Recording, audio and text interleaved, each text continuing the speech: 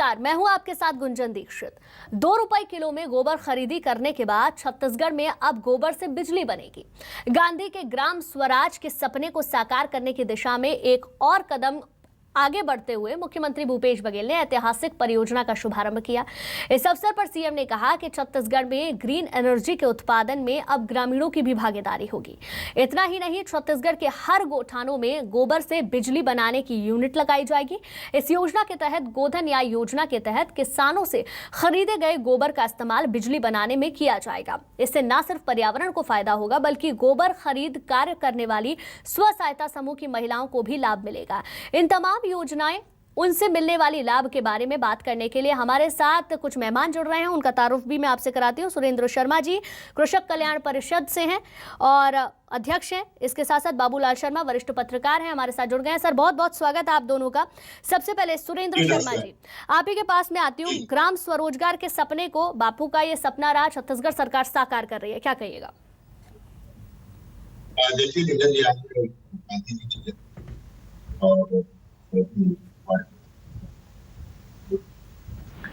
गांधी जी ने जहां ग्राम स्वराज की कल्पना की थी, वहीं लाल बहादुर शास्त्री ने जय जवान जय किसान का नारा दिया। और मुझको ये कहते हुए बड़ी प्रसन्नता है कि छत्तीसगढ़ की सरकार माननीय भूपेश बघेल जी के नेतृत्व में जब से सत्ता में आई है, लगातार ग्राम स्वराज की दिशा में कदम उठा रही है। जहां राजीव गांधी न्याय योजना के अंतर्गत किसानों को 2500 रुपये धान की कीमत मिल रही है, वहीं अन्य फसलों के विस्तार के लिए चाहे दलहन हो, चाहे तिलहन हो, चाहे मसाले की खेती हो, चाहे फॉरेस्ट के जो पौधे हैं उनकी खेती हो, इन सब चीजों के लिए 10,000 रुपये 9,000 रुपये इनपुट देने की योजना है। अब उसमें दूसरा जो सबसे बड़ा महत्वपूर्ण क्रम है वो है गोधन न्याय योजना। ये मेरे ख्याल से विश्व में ये पहली योजना है जिसमें कोई सरकार 2 रुपये किलो में गोबर खरीद रही है। तो पहले तो मैं इसके 4 फायदे गिनाता था गुंजन जी। पहला ये कि गोबर बेच करके मवेशी पालक जो है, गौ पालक जो है, उतना चारा का जो पैसा है वो गोबर बेच कर ही वसूली कर लेते हैं और अपने गोवंश के पालन करने में उनको किसी किस्म की असुविधा नहीं होती। और दूसरा क्या है, गोबर खरीदी से गौठानों में महिला समूह की बहनें हमारी बहुत बड़ी तादाद में वर्मी खाद बनाने का और सुपर कंपोस्ट बनाने का, इस तरह के काम करके एक स्वरोजगार और स्वावलंबन की दिशा में अग्रसर हो रही हैं। तीसरा, गोबर खरीदी से जो सड़कों पे मवेशी आवारा घूमते थे, जिसके दुर्घटना की वजह से मवेशी मरते थे, आदमी मरते थे, कई तरह की दुर्घटनाएं घटती थी, उसमें भी काफी हद तक नियंत्रण प्राप्त करने में सफलता मिली है। और जो चौथी जो सबसे महत्वपूर्ण बात यह है कि आज पूरा विश्व जो है रासायनिक खादों की वजह से और पेस्टिसाइड के इस्तेमाल की वजह से अन्न के और फल के, सब्जियों के विषाक्त हो जाने की चिंता से बहुत परेशान है। इन चीजों पर भी जैविक खेती को बढ़ावा दे करके उस पर भी नियंत्रण पाने की कोशिश सरकार कर रही है। अब आज माननीय मुख्यमंत्री जी ने जो गोबर गैस से या गोबर के इस्तेमाल करके बिजली उत्पादन करने का जो अभिनव प्रयास किया है, ये एक तरह से बहुत ही क्रांतिकारी कदम हो सकता है अगर छोटे छोटे यूनिट ग्रामों में लगाए जाएं, गौठानों में लगाए जाएं और विद्युत उत्पादन में ग्रामवासियों को गोबर के माध्यम से अगर आत्मनिर्भर बनाया जा सके तो ये बहुत ही एक क्रांतिकारी कदम माना जा सकता है। और निश्चित रूप से माननीय मुख्यमंत्री जी ने ये कदम उठाया है, ये हमारे छत्तीसगढ़ के लिए गौरव का विषय है, हमारे किसानों के लिए गौरव का विषय है, गौ पालकों के लिए गौरव का विषय है और आने वाले समय में इसके दूरगामी परिणाम, सुखद परिणाम देखने को मिलेंगे पूरे छत्तीसगढ़ में। बिल्कुल सुरेंद्र शर्मा जी, सरकार लगातार काम भी कर रही है और वो काम जनता के काम भी आ रहे हैं। अगर देखें तो किसानों के लिए भी फायदा है और रोजगार के अवसर भी बढ़ेंगे। ठीक है, लौटूंगी आपके पास। बाबूलाल शर्मा जी भी लगातार हमारे साथ बने हुए हैं। सर, इससे पहले, छत्तीसगढ़ से पहले क्या किसी राज्य में इस तरीके की योजना लाई गई है जिससे कि गोबर से बिजली बनाई जा सके, या फिर जिस तरीके से छत्तीसगढ़ सरकार ये योजना चला रही है, 2 रुपए में सरकार गोबर खरीदती है, किसानों को सीधे तौर पर इससे फायदा होता है? गोबर की जो योजना है, इसी योजना कभी किसी प्रदेश में हमने नहीं सुनी आज तक देश भर में।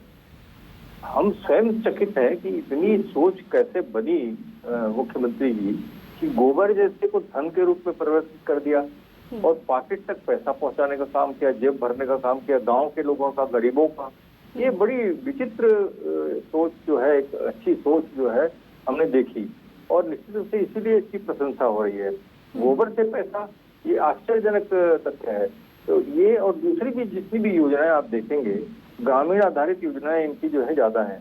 90% जो है इनकी योजनाओं में ग्रामीण आधारित है, और गांव की जो है सुरक्षा का मामला है। जो ग्राम स्वराज की कल्पना थी, क्या कहते थे महात्मा गांधी जी? महात्मा गांधी कहते थे आत्मनिर्भर गांव होना चाहिए। आत्मनिर्भर गांव कैसे होगा? अपनी जरूरतों के लिए पड़ोसी पर भी निर्भर न रहे, ऐसा गांव अगर है तो उसको आत्मनिर्भर गांव माना जाएगा। महात्मा गांधी की ऐसी कल्पना थी। उस कल्पना में जितना भी सहयोग जो है वो ये सरकार करने का प्रयास कर रही है। कई तो ऐसी योजनाएं हैं जो उससे मिलती जुलती योजनाएं हैं। नरवा गरवा घुरुआबाड़ी पूरे देश में कहीं भी इसकी सोच नहीं है। ये भी एक पहली बार ये सोच बनी, नरवा गरवा और घुरुआबाड़ी। ये चारों का अर्थ जिस दिन आदमी कोई समझ लेगा, जब इसकी गहराई को समझ लेगा, जब ये समझ लेगा कि गांव की जो अर्थव्यवस्था की रीढ़ की हड्डी ये चार चीजें हैं, तब उसको समझ में आएगा कि इसका अर्थ, इस योजना का महानता क्या है। और ये जो सोच है ये कोई किसान ही सोच सकता है। और इसी बात का प्रदेश में किसानों को गर्व है कि हमारे प्रदेश का जो मुख्यमंत्री है वो निश्चित रूप से एक किसान का बेटा है, खुद किसान है, खुद खेत पर किसानी करने जाने वाला है, और अनुभव है उसको, गाँव के किसानों के दर्द को वो जानता है। ये एक विचार जो है गांव के लोगों के बीच में आया है। गौठान योजना, गौठान योजना क्या है? गौठान योजना बहुत पहले गौठान हुआ करते थे, लेकिन बढ़ते क्रम में जो है वो गौठान गायब हो गए, उनकी जमीनें गायब हो गई। कुछ अपनी गलतियां हुई, कुछ समय ने माहौल बिगाड़ दिया।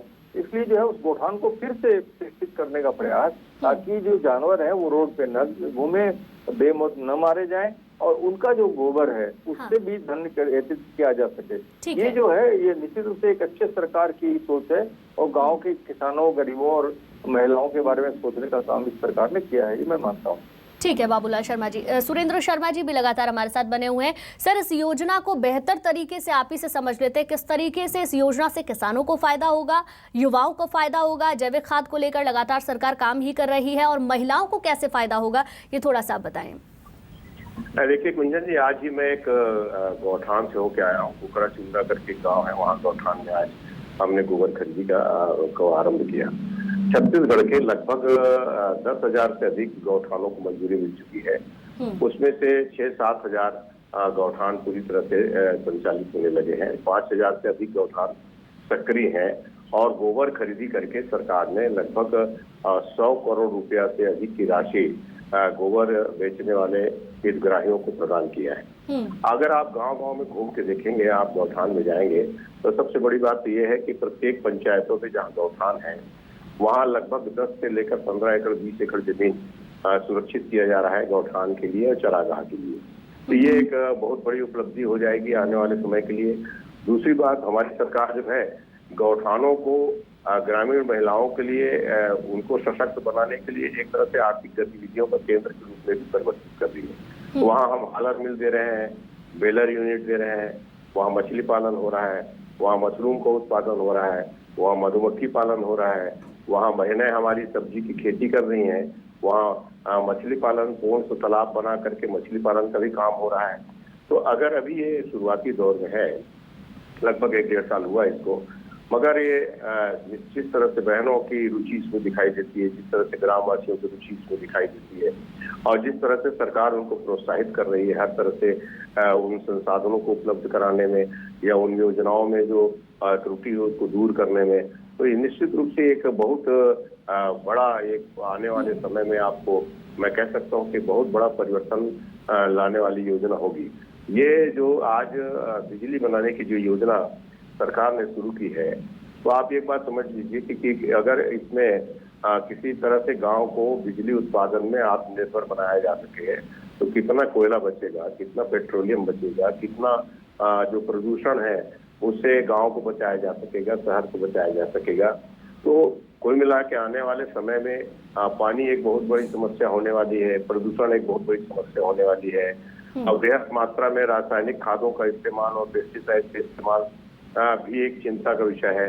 तो गांधी जी इस बात को विचार करते थे ना कि हमारे प्रकृति की रक्षा करना है हमको, हमारे नदी नाले पेड़ पर्वत हमारे प्राकृतिक संसाधन जल संसाधन जितने भी संसाधन हैं उन संसाधनों को संरक्षित करके, और सीधी सीधी बात यह गुंजन जी, एक सामान्य सा सिद्धांत है, किसी भी पेड़ के फल खाओ, उसके जड़ मत खाओ।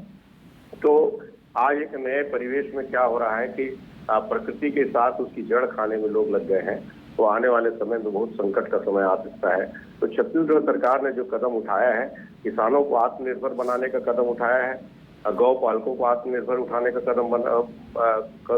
आत्मनिर्भर बनाने का कदम उठाया है। इसके अलावा मुझको ये बताते हुए खुशी हो रही है कि जो भूमिहीन कृषि मजदूर हैं, जो कि काम के अभाव में पलायन करते थे, उनको भी सरकार जो है 6,000 रुपये प्रति वर्ष देने का निर्णय लिया है, भूमिहीन कृषि मजदूर न्याय योजना के अंतर्गत। इसके अलावा कोदो, कुटकी, रागी को मिशन मिलेट के अंतर्गत योजना में शामिल करके छत्तीसगढ़ की सरकार ने इस मोटे अनाज को, जो कि बड़ा ही पौष्टिक और प्रोटीन युक्त होता है, इसको भी आगे बढ़ाने के लिए मिशन मिलेट योजना लागू की है।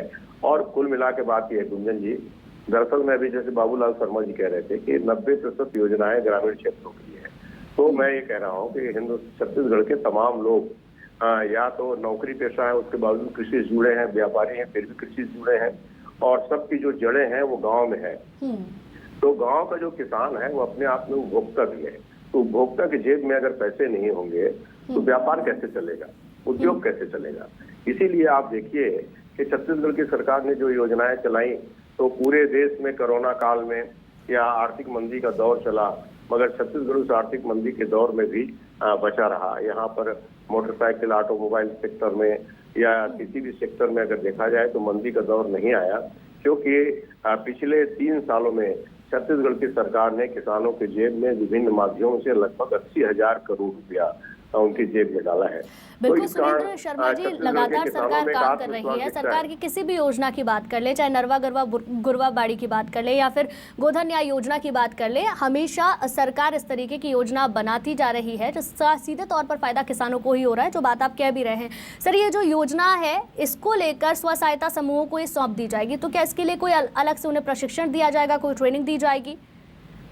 नहीं, उनको तो दिया जाता है ना। जैसे मान लीजिए उनको वर्मी खाद बनाना है, तो सरकारी अधिकारी उनको वर्मी खाद बनाने की प्रक्रिया बताते हैं, वहाँ टाका बनवाते हैं, उनको सुविधा उपलब्ध कराते हैं।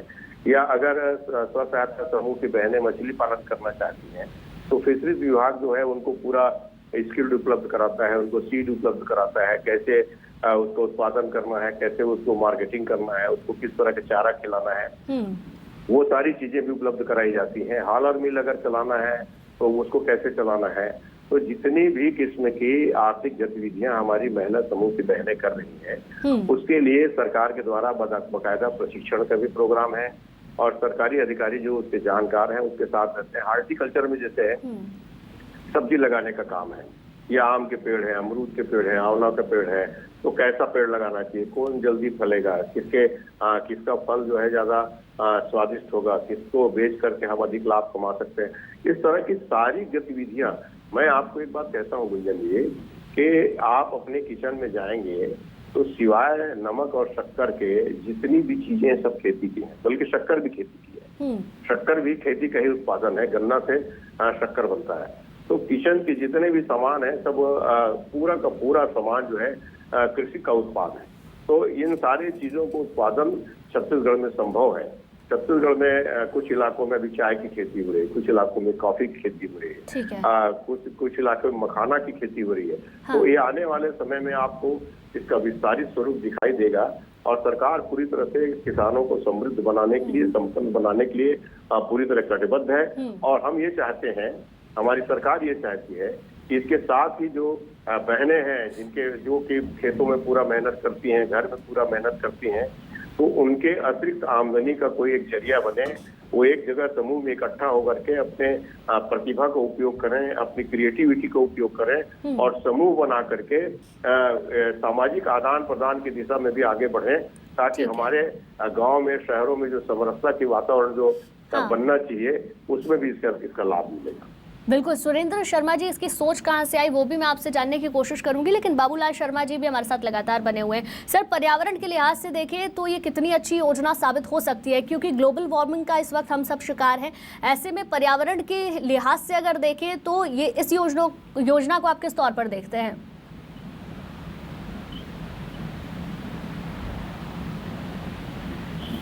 कि गांव का पर्यावरण भी सुरक्षित हो और स्वशासन हो, अहिंसा का वातावरण बने और स्वशासन हो और शुद्ध पर्यावरण हो, उस पर ये पूरा और आत्मनिर्भर हो गांव, उस पर काम हो रहा है। और जितनी भी योजनाएं उसमें ये सारी चीजें समाहित है। अभी देखिए भूमिहीन का, गांधी जी कहते थे भूमि पर भूमिहीन का पहला हक है, तो उस तरफ से भूमिहीन किसानों के बारे में इन्होंने योजना दे दी। और कोदो कुट की जिसकी कोई मोल नहीं होती थी, औने कोने में लोग बेचते थे, गरीब लोगों से लोग ठग लेते थे। वनोपज जिसको लोग औने कोने में खरीद लेते थे और करोड़पति बन गए लोग, और बेचारे वहीं के वहीं लगोटी लगा के खड़े हुए हैं। गोबर जिसका कोई मोल समझा नहीं किसी ने, इसका मोल इस सरकार ने समझा और उसका मोल दिलवाया और गरीब लोगों के पॉकेट में पैसा पहुंचाया। एक मैं बहुत मजेदार आपको बात बताता हूँ कि देखिए सोच कैसी सरकार की, कि छोटे से अद्यतन से एक उद्यम के साथ में कहाँ तक की सोच है। उन भूपेश बघेल जी से, मुख्यमंत्री जी से व्यापारियों की मुलाकात हुई। व्यापारियों ने शिकायत करते हुए कहा कि साहब आप जो है सारी चीजें किसानों के लिए कर रहे हैं, हर तरफ जिसको देखो आप जो भी बजट आप रख रहे हैं किसानों के लिए रख रहे हैं, हम लोगों के लिए क्या है। तो भूपेश बघेल जी ने जो जवाब दिया वो बड़ा महत्वपूर्ण है, उसकी गहराई समझिए। उन्होंने कहा कि श्रीमान मैं आपके ग्राहकों की जेब में पैसा दे रहा हूँ खर्च करने के लिए, आप इसको समझ लीजिए। जो आपके पास बाजार में पैसा आएगा उनके जेब में पैसा डाल रहा हूँ। मतलब ग्रामीण क्षेत्र में लोगों के पास जब पैसा आता है तो गुंजन जी वो पैसे को खर्च करता है, वो रखता नहीं पास में। उसका संचित करने की कभी प्रक्रिया मैंने वो नहीं रहती, रुचि नहीं रहती गांव के लोगों की। वो तो जो पैसा आएगा तो मोटरसाइकिल खरीदेगा, तो गहना खरीदेगा, कोई चीज चांदी की चीज खरीदेगा, बाजार के कपड़े खरीदेगा, मतलब वो खर्च करता है तो बाजार भी बढ़ता है। सोच कितनी गहरी है इसको समझिए। तो ये जो स्थिति है ये बहुत अच्छी। भूमिहीन किसानों के बारे में भी सोचा, आत्मनिर्भरता के बारे में सोचा, अनुशासन के बारे में सोचा, अहिंसा की स्थिति बने, सुरक्षा की स्थिति बने, गांव में आपस में एकता रहे, स्वशासन हो, गांव के लोगों के लिए जो है विकास प्राधिकरण सब तरफ बना दिया। यहाँ तक कि पहले तो खाली सरगुजा और बस्तर में विकास प्राधिकरण थे, अब तो मिडिल क्षेत्र में भी बना दिए और इस तरफ भी बना दिए, बस्तर के दक्षिण बस्तर के पहले। तो इस तरह से जो है इनकी सोच जो है वो गांव के लोगों को कोई भी वर्ग जो है न छूटे, ये ध्यान है इनका। और निश्चित रूप से जब गांव के लोगों के पास पैसा होगा तो गांव पर ही आधारित तो बाजार चलते हैं। बाजार चलते किस चीज से हैं? तो ये बाजार में व्यापारियों को भी लाभ होता है, हर तरीके से लाभ होता है। चौतरफा जो है ये सोच जो है पूरी महात्मा गांधी की सोच से मिलती जुलती स्थिति है और हर वो बात को पूरा करने का प्रयास ये सरकार कर रही है जहाँ तक हम देख पा रहे हैं। और ठीक है, वो थोड़ा बहुत जो सिस्टम में गड़बड़ियां होती है उसको सुधार की गुंजाइश भी रहती है। सिस्टम में जो लोग रहते हैं सभी अच्छे नहीं होते, कुछ गड़बड़ भी होते हैं, उसको अपवाद के रूप में छोड़ दें। योजनाएं बहुत बढ़िया है और इसकी कोई तोड़ जो है, देखिए आप गोबर से आज कंडा बन रहा है, फूड स्टिक बन रही है जिससे शमशान में पहुंचाई जाती है, लकड़ी की जगह काम आती है, लकड़ी की भी बचत होती है, ये बन रहे हैं। और ठीक है, मैंने सुना कि उसके अगरबत्ती बनाने का भी प्रयोजन, उसमें फूलों का मिश्रण करके बनाने की कोशिश की जा रही है। बहुत सारी चीजें ऐसी है जो निश्चित रूप से जो है जमीन की चीज को सोचने की ये सरकार काम कर रही है। और एक बड़ी बात बताऊं, किसान नेता राकेश टिकैत अभी महासमुंद आए थे, बेमेतरा गए थे। अगर मान लीजिए किसानों को नाराजगी होती तो वो राकेश टिकैत की जानकारी में आती और वो उसका विरोध करके जाते यहाँ से, लेकिन कोई ऐसा विरोध राकेश टिकैत ने नहीं कहा। लेकिन सिर्फ इतना कहा कि जहाँ भी गलतियां होंगी हम जरूर आएंगे। मैंने वर्तमान स्थिति में उनको किसानों के बीच गए हो, उनको कहीं भी कोई ऐसी बात समझ में नहीं आई, इसलिए वो कुछ कहे के नहीं गए, विरोधी स्वर नहीं थे उनके। ठीक है सर, लौटूंगी आपके पास। सुरेंद्र शर्मा जी, सोच की हम बात कर रहे थे, हालांकि बहुत हद तक बाबूलाल शर्मा जी ने भी बताया कि बहुत एक अच्छी सोच है और कहीं ना कहीं सीधे तौर पर इससे किसानों को फायदा हो भी रहा है। सशक्त करने की कोशिश महिलाओं को भी की जा रही है, युवाओं को भी रोजगार देने की कोशिश हो रही है। लेकिन मैं आपसे थोड़ा समझने की कोशिश करूंगी, क्योंकि देश में छत्तीसगढ़ पहला ऐसा राज्य बना है जो इस तरीके की योजना को लेकर आया है। ये सोच कहाँ से उत्पन्न हुई, कैसे आपने सोचा कि हर वर्ग को हम साथ ले सकते हैं, चाहे युवा हो, किसान हो, महिलाएं हो? देखिए गुंजन जी, दरअसल में राजनीति के क्षेत्र में दो तरह के लोग होते हैं। आदमी चाहे कोई भी हो, आप एक महिला की हैसियत से कहीं भी घूमती होंगी और किसी भी स्थिति को देख के आपके मन में एक विचार आता होगा कि अगर मेरे हाथ में पावर हो जाए तो मैं ये करना चाहूंगा। उसी तरह से किसान के पुत्र के ने जो एक गांव में रह के गांव के बदलते परिवेश को देखा, आधुनिकीकरण को देखा, मशीनीकरण को देखा और प्रतिभाशाली लोगों का कृषि से पलायन को देखा, तो इन सब चीजों को देखते हुए आदमी के मन में आता है कि अगर मेरे हाथ में अधिकार आता, मेरे हाथ में पावर आता, तो मैं इन चीजों को परिवर्तित करने की कोशिश करता। तो ज्यादातर लोग क्या होता है कि सत्ता में आने के बाद समझौता कर लेते हैं, मगर भूपेश बघेल जी ने समझौता नहीं किया। भूपेश बघेल जी ने अपने चिंतन को, अपनी विचारधारा को, जिस विषय पे मुख्यमंत्री बनने के पहले अध्यक्ष रहते हुए या एक किसान रहते हुए जो बात करते थे कि भाई गांव के पानी को बचाने की जरूरत है, पेड़ को बचाने की जरूरत है, गौठान को बचाने की जरूरत है, धरता को बचाने की जरूरत है। मेरे को लगातार बहुत सारी चीजें याद आते जा रही है। ये सरकार जो है धरता मतलब आप समझ जाइए, जो गांव से खेत की ओर जाने का जो रास्ता होता है उसको धरता कहते हैं। तो सरकार जो है धरता में भी सड़क बनाने की योजना बना रही है। तो इसके पीछे सीधी सीधी बात यह है कि हम आम जिंदगी में रोज जहां जहां गुजरते हैं, रोज चीजों को देखते हैं और देखते हुए महसूस करते हैं कि इस चीज को ऐसा होना चाहिए या इस तरह का परिवर्तन इसमें होना चाहिए। तो बहुत कम लोग ऐसे होते हैं जो अपने विचार को, अपने चिंतन को जब अवसर आता है, तो एक गांधी जी जैसे हुए, गांधी जी ने जिस चीजों को सोचा, जिस चीज को समझा, जिसको सत्य माना, उसके लिए वो अडिग रहे हर हालत में। उसमें उन्होंने कभी किसी से समझौता नहीं किया और इसी कारण आज गांधी जी पूज्य हैं। लाल बहादुर शास्त्री भी इसी तरह देश को किसानी के मामले में आत्मनिर्भर बनाना चाहते थे, सीमाओं को चौकट कराना, मजबूत बनाना चाहते थे, वो भी पूरी तरह से दृढ़ रहे। तो मैं ये कह सकता हूँ कि हमारे मुख्यमंत्री जी पूरी दृढ़ता के साथ अपने विचारों को, एक किसान के हैसियत से जो उन्होंने गांव के बिगड़ते हालात को, संस्कृति को, सभ्यता को, कृषि को में जो परिवर्तन की आवश्यकता थी और उसको जो उन्होंने महसूस किया, आज उसको पूरी तरह लागू कर रहे हैं। और हम जैसे तमाम जो लोग हैं गांव के रहने वाले किसान लोग और बहुत प्रसन्न हैं और उसको पूरी तरह से मदद करने में, प्रोत्साहित करने में हमको आनंद भी मिल रहा है। और लगता है कि छत्तीसगढ़ जिस कल्पना के साथ छत्तीसगढ़ राज्य की स्थापना हुई थी, उस दिशा में, उन सपनों को पूरा करने की दिशा में सरकार काम कर रही है। चाहे बोली भाषा के विषय में हो, चाहे खान पान के विषय में हो, चाहे लोक संस्कृति के विषय में हो। मेरे को तो लगातार याद आता है, तीजा पोरा कौन मनाता है, बबरा चीला इसके संबंध में कौन बात करता है, हमारे कर्मा पंथी ददरिया इसके संबंध में चर्चा कौन करता है। मगर जिस राज्य में वहाँ के रहने वाले लोगों को अपनी संस्कृति पर, अपनी सभ्यता पर, अपने विचार पर, अपने खान पान पर, अपने व्यंजन पर अगर गर्व नहीं होगा तो विकास नहीं कर सकते।